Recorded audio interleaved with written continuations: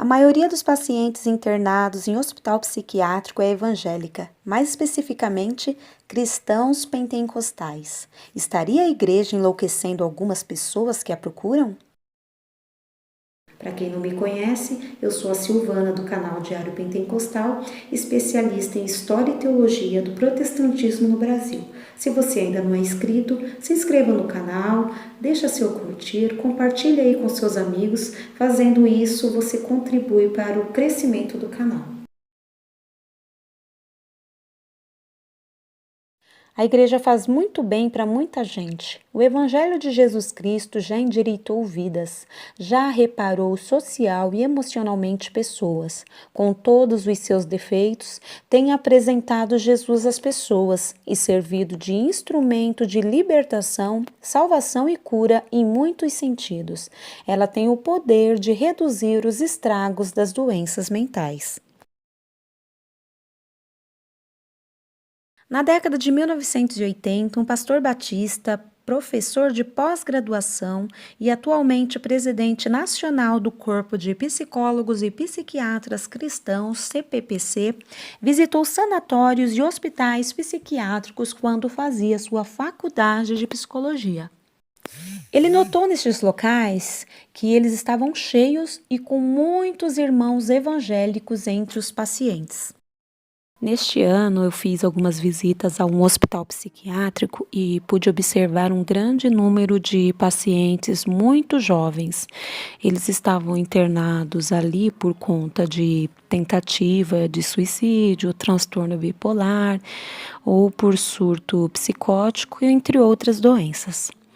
Todos devidamente medicados, não apresentavam assim nenhuma agitação, com exceção de uma paciente evangélica pentecostal. Ela era jovem, casada e atuava, pela sua fala, no círculo de oração. Ela relatou também um período em que passou como missionária na África. Ela era a única que gritava, batia no vidro e que precisava ser amarrada para ser medicada. Em meio ao seu surto, falava alto, com entonação vocal de pregador pentecostal, inclusive sapateando, movendo as mãos e citando chavões pentecostais. Talvez a igreja é procurada por pessoas que já estão enlouquecendo e não teria conseguido recuperar a saúde mental delas. O Dr. Paulo Dalgalarron, da Unicamp, afirma que as igrejas reduzem os estragos das doenças mentais. Sobre os evangélicos em sanatórios, podemos afirmar que não somos imunes às doenças mentais. A igreja não tem conseguido curá-las como certamente gostaria. Principalmente no meio pentecostal, grande parcela associa a doença mental com opressão maligna. A opressão maligna é real, porém, nem toda doença mental é decorrente de opressão maligna.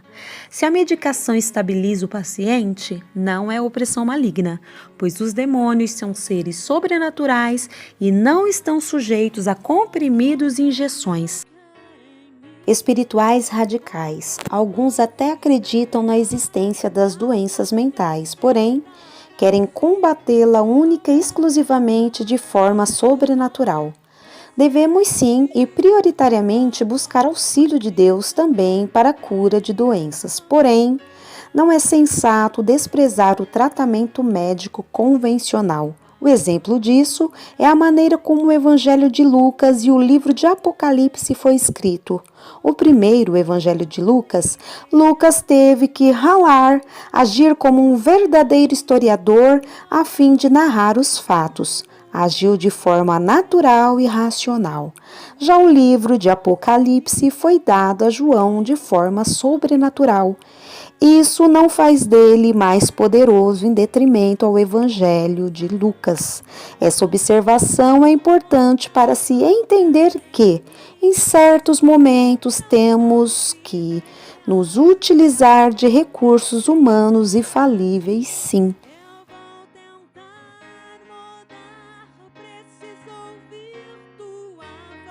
Por que será que muitos crentes têm medo de consultar um psicólogo? Porque é muito difícil para todo mundo admitir que tem problemas. E mais ainda quando aprendemos e ensinamos a cantar que Jesus é a solução de todos os nossos problemas.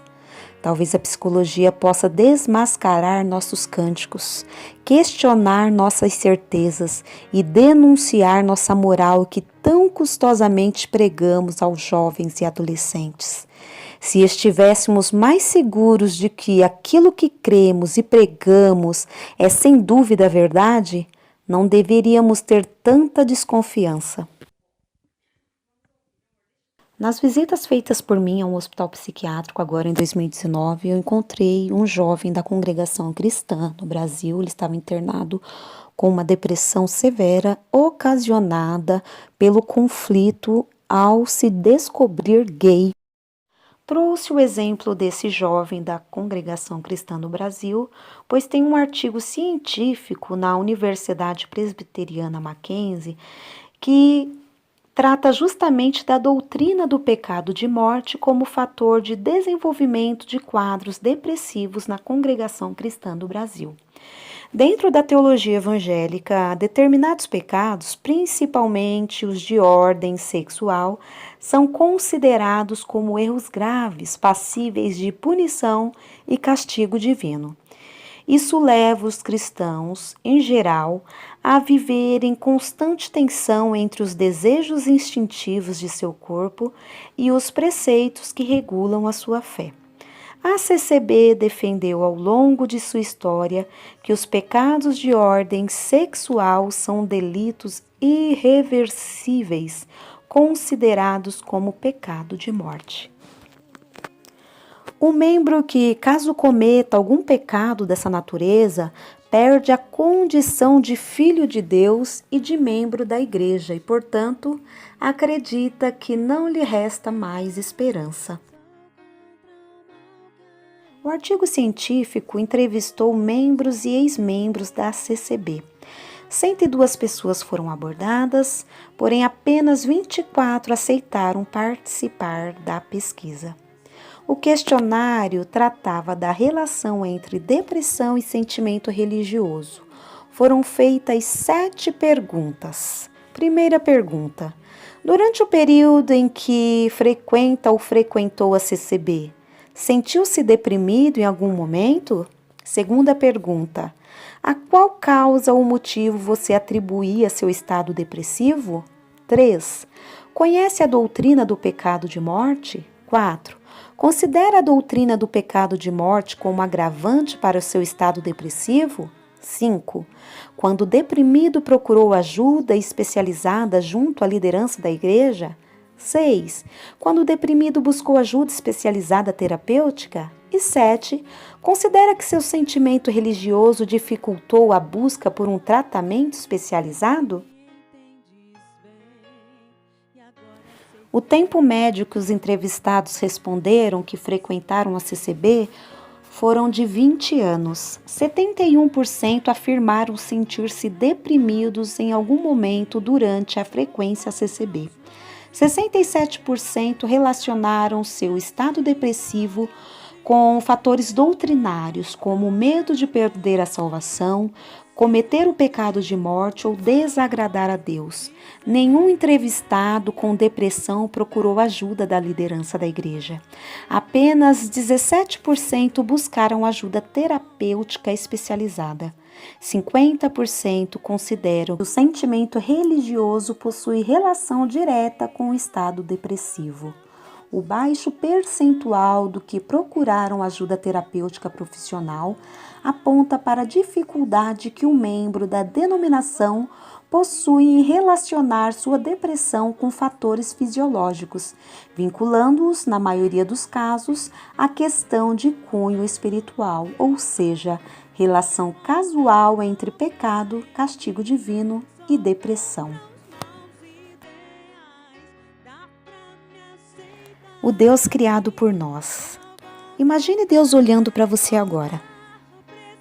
Qual seria a impressão do rosto dele? Ao olhar para você, Deus parece feliz, sério ou triste? Nossa imaginação é uma boa medida de projeção da nossa imagem de Deus, ou do nosso Deus, que fomos criando e internalizando conforme vivemos no ambiente da igreja e da família. Qual sua principal preocupação perante Deus? Ao estar consciente da presença de Deus, do que você lembra?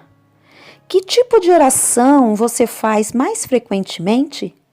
Todas essas perguntas geralmente mostram que estamos preocupados em não errar. Nas pregações, Deus parece sempre satisfeito, esperando alguma melhoria de nossa parte.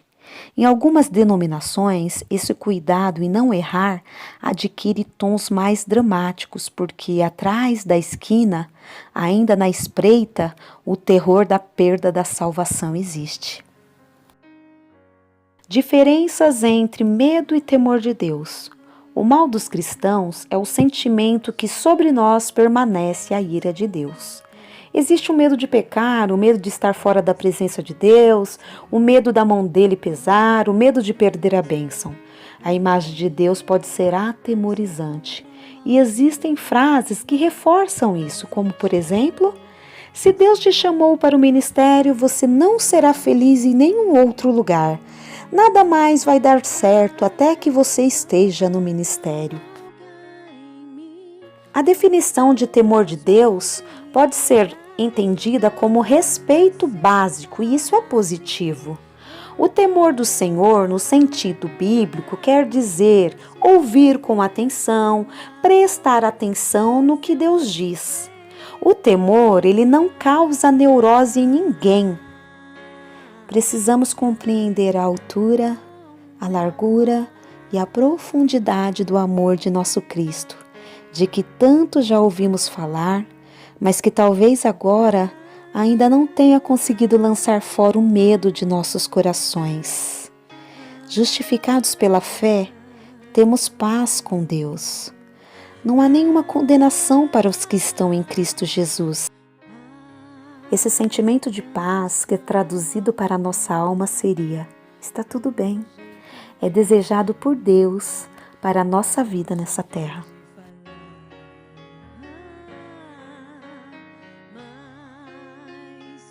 As consequências das pregações com tom ameaçador para o psicopata pode até ser positivo.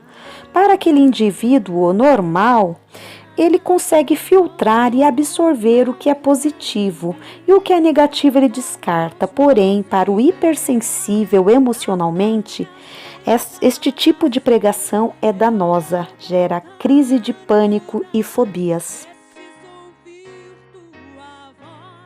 São exemplos de falta de temperança e equilíbrio a morte recente de um pastor que morreu por inanição devido a jejum prolongado. E o surto psicótico muitas vezes é desencadeado por aquela neurose excessiva de oração e jejum. É interessante observar, se compararmos o número de pessoas com doença mental, se compararmos homens e mulheres, notamos o maior número de mulheres pentecostais com doença mental. Muitos ambientes pentecostais desencadeiam doenças mentais em pessoas que já possuem propensão para tal. Parece difícil para um crente a admissão de que o cérebro de crente é como o fígado de crente. Ambos podem ficar enfermos.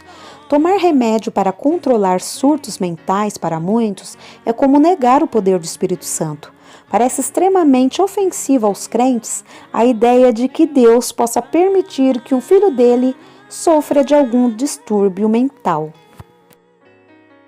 Proclamação da vitória, orações fervorosas, clamores, unções do Espírito, campanhas não têm conseguido produzir o fruto do Espírito na vida diária dos membros. Se enlouquecemos, é por amor a Deus. Se conservamos o juízo, é para vós. Nem os loucos errarão o caminho.